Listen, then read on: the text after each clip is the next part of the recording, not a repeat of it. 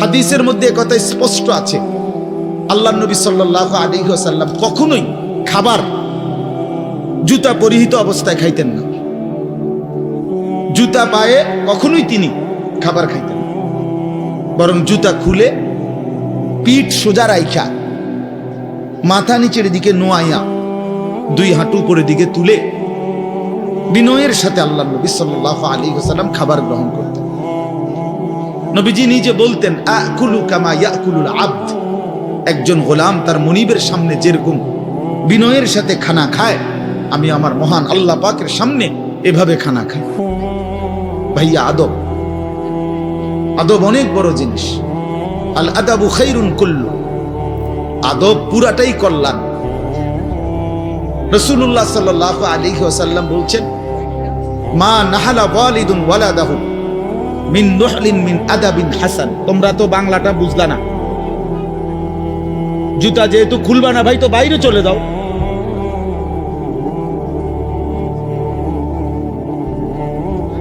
আশ্চর্য মানুষ। না না, অনেকের আছে গাদ্দারি স্বভাব, যে আমি যেমনি আছি এমনি শুনব। এটা সিধা করতে হবে। জিন্দেগি যদি সোজাই না হয় তো বললাম কারে, বললাম কাকে?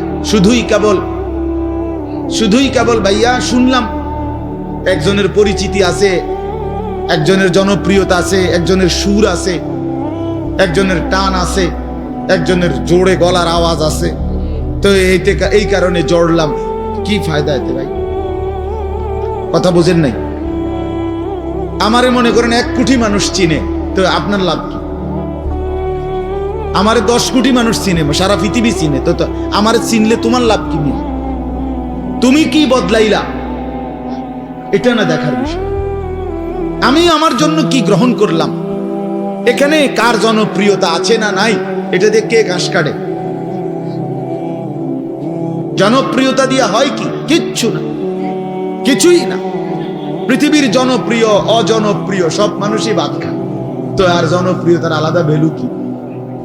গুম যায়, পেশাব পায়খানা করে, তো আর এনে কি আহামরি কি? এটা কিচ্ছু না, এটা ধোঁকা ছাড়া আর কিচ্ছু ধোঁকা। এই জন্য ভাই, আমি আবারও অনুরোধ করছি, তোমরা কষ্ট পাইও না, প্যান্ডেলের ভিতরে দাঁড়াইও না। আমি অনুরোধ করলাম, কমপক্ষে প্যান্ডেলের ভিতরে ভাই, মাহফিলের যেই যুব সমাজরা আয়োজন করছো ভাই, তোমাদের কাছে অনুরোধ আমার, তোমরা কয়েকজন কমপক্ষে স্বেচ্ছাসেবকের দায়িত্ব পালন করো। যারাই দাঁড়িয়ে আছে তাদেরকে বসতে বলো, এটা ভালো।